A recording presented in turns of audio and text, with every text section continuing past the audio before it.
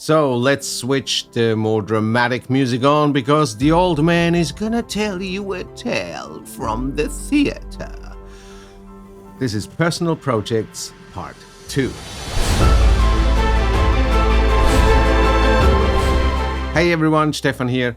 I hope you're doing well. Today I'll show you 3 personal projects I've worked on with a lot of behind the scenes material and of course the end results to hopefully give you the excuse or the motivation or inspiration to go out and do your own thing. Now, those who know me, they know that I'm married to a ballet school. Well, kind of. My wife is running a ballet academy and I'm heavily involved with photography, with graphic design, with video work and so on and so forth. Now, why is that important? Well, all those examples that I show you are bound to this ballet school. Now, you don't have to be married to a ballet school. You can just go out and find people to work with. Now, ballet or dance is a good example because every little girl at some point dreams of running around with a tutu.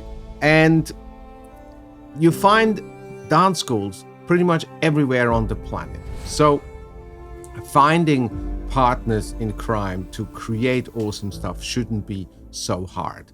You just have to go out and find those contacts. So that's definitely worth your time because once you get in there, once you create some cool stuff, you will be set and you will do many, many more projects over the years. So today it is about portraiture and it is about dance photography, but it really applies to pretty much every genre.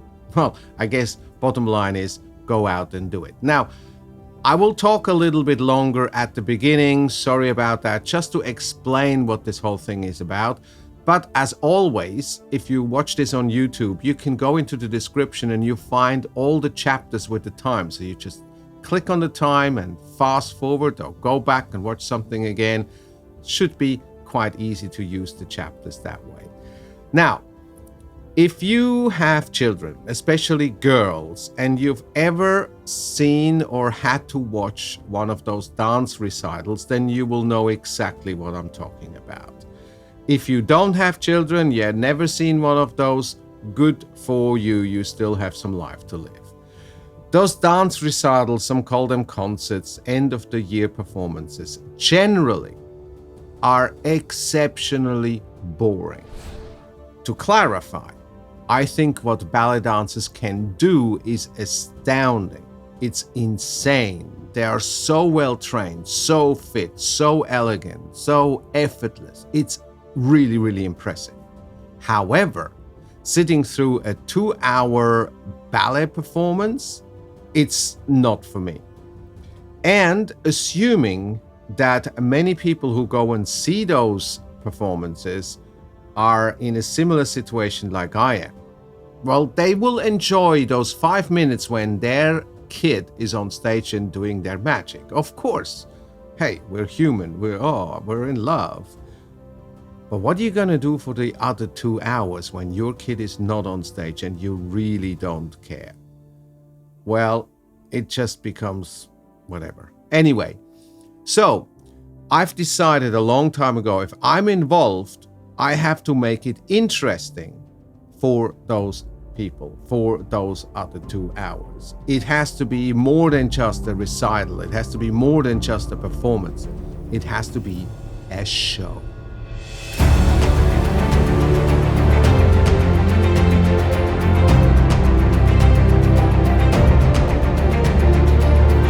You see some examples. Of course, I cannot show you or play the original music that was or that is fitting to those pieces for the simple reason that we do respect copyrights.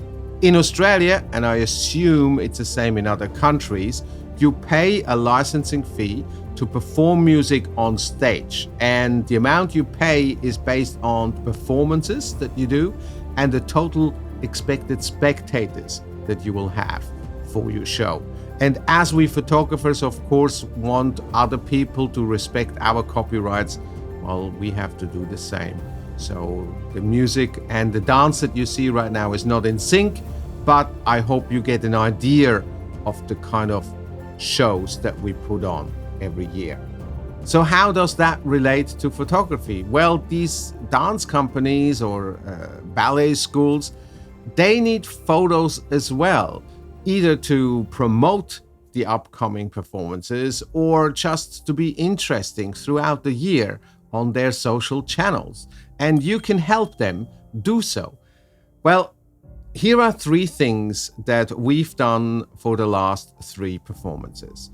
The idea was to create images that we can post on a daily basis before or leading up to the performance. So every day you post something, create a little bit of interest for the performance. The next day you post the next lot, and it has to somehow have a concept that works together. Now, in our case, yet again, we try to come up with a concept for each of those performances, be it journey around the world or be it, whatever, something that binds the whole show together to keep that interest with the viewer. And the photos then will go with it. So here is example number 1. The theme was Tour du Monde, or travel around the world. And to create the posters for the performances, I've decided it would be cool to have each senior student pick a pose and then photograph it as a silhouette.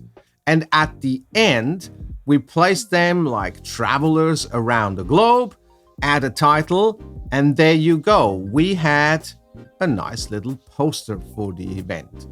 The following year, we thought, okay, we have to come up with something new. So we decided to create about 20 photos of a pointe shoe and foot, and the other people in the academy could guess whose feet they might be. Pointe shoes and feet are kind of a big thing for dancers.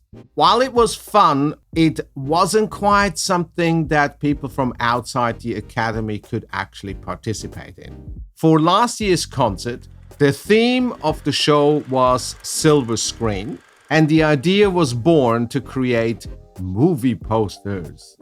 Now, one of the academy's students loves to do makeup just for her own interest, and somehow I could convince her to create crazy makeups that we could turn into movie posters. I don't think that she quite understood at the beginning how much work and how difficult this will be, but she was rock solid. She was insanely good, so detailed and full of enthusiasm and smiles. And Ella, if you ever watch this, I take my non-existing hat off. You've done a phenomenal job. Anyway, so to start, I set up my studio for a quick and simple photo shoot.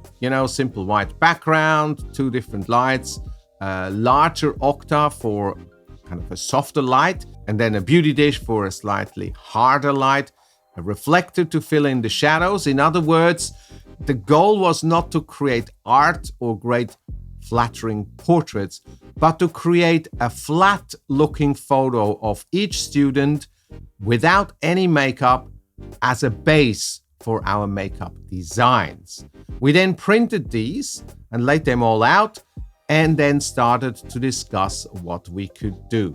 The next step was real fun, to be honest, to sketch out those ideas based on what we discussed. So I just scribbled on top of some faint photos on my iPad until it looked somewhat cool. I don't know. I spent quite some time on this. I'm no Picasso by any means, but this was just to nail down the concept so that when we go into production, we knew exactly what to do.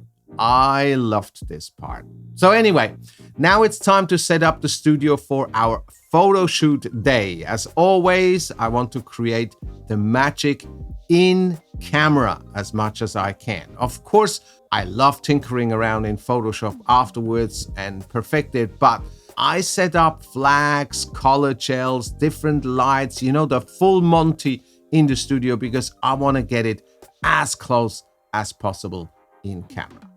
And while I'm tinkering around upstairs, Ella was downstairs bringing those makeups to life. I must say, this was not an easy task. Even for a professional makeup artist, this would have been hard. But for someone who is a ballet student, well, she did a phenomenal job. I was seriously impressed, I must say. And I must applaud all the other students as well who held still for so long, because it takes a while to create those looks. And as always, the devil sits in the details. You have to get those lines correct. Once they're photographed, you can look at them forever. You can study it as close as you want. Anyway, it's time to shoot the first few frames. First up is Ainsley. Quite contrasty, so I shot this on a seamless white background. Strong arty contrast portrait with a ton of, I guess, allure.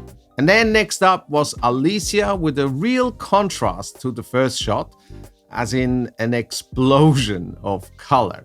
I used lights left and right behind her with different color gels to create that final effect.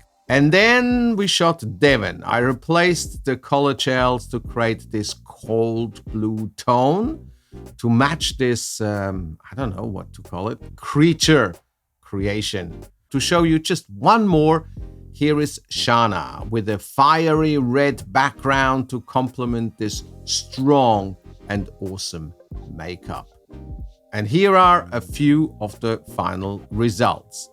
Ainsley, Alicia, Alyssa, another Alyssa, Devon, Ella, Haley, Poppy, and Jana.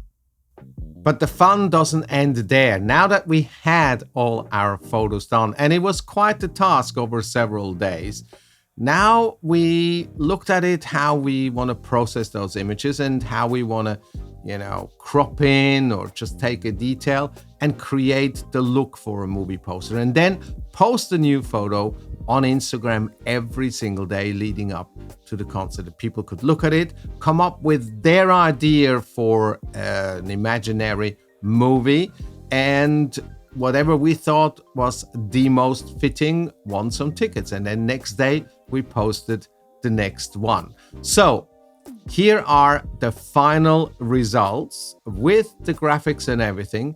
And to read out those titles, I think I have to put on my movie trailer voice. I don't know if I can do it, but hey, let's jump in.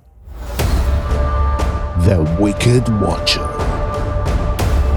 Tilted Towers, The Scarlet Mask, The Lost Tribe, The Dark Sun, Aqua Rising, The Game Changer, Magenta Strikes, The Blossoming, The Guardians Return, Pride Lands, Framed. Coming to an imaginary theater near you. Well, there you go. 3 big projects, a lot of behind the scenes material. Sorry, this episode took a little bit longer, but I felt I wanted to show you these things because you can go out and find a dance academy or a ballet school or whatever, or any kind of organization that could profit from your help, your creativity, your involvement, and you can create some awesome stuff. And you don't do it just once, but you can do it over many, many years and really build up a body of work. Most of all, like gain experience and have fun.